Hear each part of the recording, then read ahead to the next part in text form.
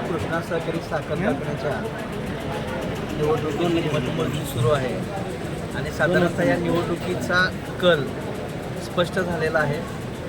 पहिल्या फेरीच्या मतमोजणीनंतर साधारणतः भोसलेचं सहकार पॅनेल हे साधारणतः 7,500च्या दरम्यान मताधिक्य लीड आहे असं क्लिअर होतं आहे.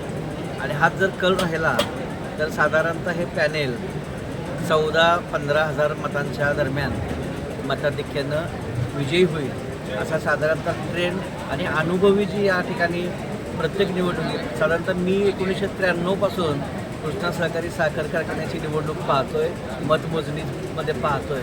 जे जुने काही चेहरे आहेत त्यांच्या सांगण्यातून हेच येतं आहे की साधारणतः हा जर ट्रेंड राहिला तर 14 ते 15 हजार मताधिक्यांनी जयवंतराव भोसले सहकार पॅनेल विजयी होईल असं वाटतं.